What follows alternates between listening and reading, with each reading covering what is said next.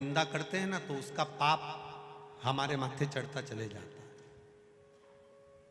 निंदा करने वाला जिसकी हम निंदा कर रहे हैं उसका पाप। एक कथा पहले कही थी, आप लोगों के स्मरण में होगा। एक राजा को एक बीमारी लग गई, पूरा शरीर टपक रहा है, गिर रहा है, पूरा शरीर टपक रहा है, गिर रहा है,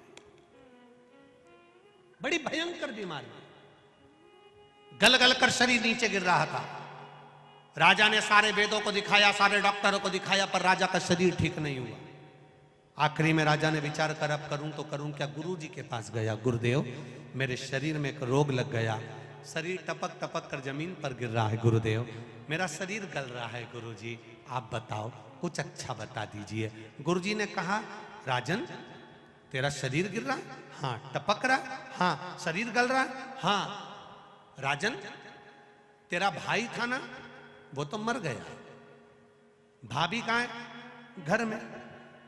राजन एक काम कर, जहां जिस कक्ष में तेरी भाभी सोती है उस कक्ष के बाहर रात्रि के समय पर जाकर दरी बिछाकर सोना चालू कर दे। किसी को बताना मती, किसी को बोलना मती, किसी से कुछ कहना मती, बस भाभी के कमरे के बाहर जाकर सोना चालू कर दे। ठीक है महाराज, इससे अच्छा हो जाऊंगा? बिल्कुल अच्छा हो जाएगा, जा सो।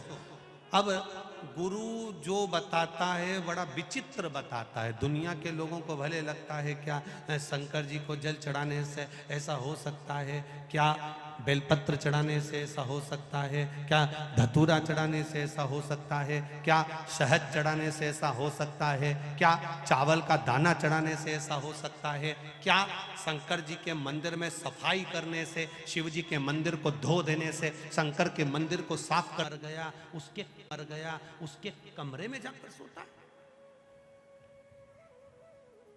भाई मर गया और राजा भाभी के कमरे में जाकर सो रहा है। एक दासी ने दूसरी से कहा, दूसरी ने तीसरी से कहा, तीसरी ने चौथी से कहा, चौथी ने पांचवी से कहा। बात पूरे नगर में फैल गई। लोग राजा को गालियां देने लगे, अपशब्द कहने लगे, ताना देने लगे, आड़ा टेढ़ा कहने लगे, कोसने लगे, खूब अपशब्द कहने लगे। राजा धीरे धीरे धीरे धीरे राजा का शरीर अच्छा होते चले गया, राजा का शरीर ठीक होते होते चला गया।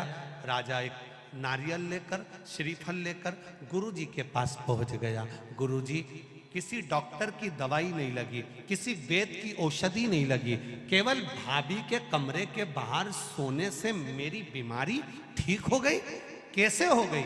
गुरु जी ने कहा, राजा तेरा पाप बहुत बढ़ गया था, उस पाप को समाप्त करने के लिए तेरी निंदा करवाना प्रारंभ करी, तेरी बुराई करवाना प्रारंभ करी। दुनिया के लोगों ने जब तुझे गाली देना चालू करा, अपशब्द कहना चालू करा, बुराई करना चालू करा, निंदा करना चालू करा, तो तेरा रोग, तेरी बीमारी अपने आप समाप्त हो गई। तेरा रोग मिट गया, तेरी बीमारी समाप्त।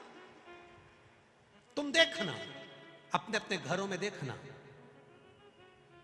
बहू का घुटना दुख है, बहू की कमर दुख है, बहू की पीठ दुख है, बहू का सिर दुख है, बहू का हाथ दुख है, बहू का पांव दुख है, और 70 साल 80 साल की डोकरी का कुछ नहीं दुख है।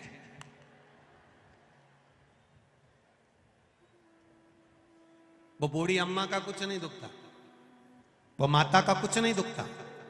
कारण क्या है? कभी तुमने सोचा? अरे ओ बदनावर वालों, कभी विचार करा कि सास का कुछ नहीं दुखता? सवेरे 4 बजे 5 बजे उठती, झाड़ू लगा लेती, दांत अभी तक जोरदार, चना भी खा जाती, और तू देखे तो 2-3 बार तो कुल्ला करके आती, आंखें इतनी बढ़िया कि अभी भी सुई में धागा पिरो ले, और तू सुई में धागा पिरोए तो 2 बार चश्मा को उतार के साफ करके फिर चढ़ा ले। कभी विचार करा? सुबह 4 बजे से घर की बुजुर्ग मां काम में लग जाती है, 4 बजे से गोबर, झाड़ू, बर्तन, ये वो करते करते करते करते सवेरे जल्दी नहा नुहा के मंदिर जाके फिर आके काम में लग जाए, रात को सोते सोते तक भी कोई काम बता दे तो वो काम कर दे, मेहमान आए पानी पिला दे, रोटी बना दे, सब्जी बना दे, खिला खिलू के नची।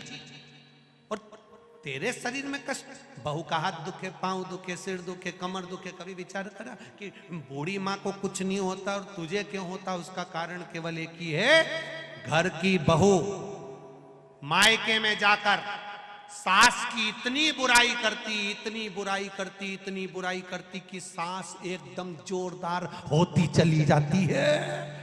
सास बीमारी नहीं होती क्योंकि बुराई करते करते करते करते उसके पूरे रोग, पूरी बीमारी समाप्त। इसलिए सास होन आज भी एकदम ओल्ड इज गोल्ड, आज भी जोरदार। अब मेरा बहुओं से निवेदन है, सास को जल्दी निपटाना है तो बुराई बिल्कुल मत करो। तुम जितनी जितनी बुराई करोगे ना, सास उतनी जोरदार खजूर वाली चोटी बना के, हार वार पहन के, झामर झुमका पहन के चलेगी।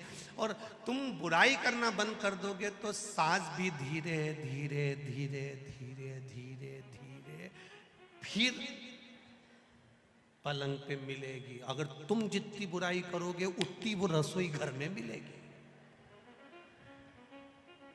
जल्दी निपटाना है तो बुराई करना बंद मत करो।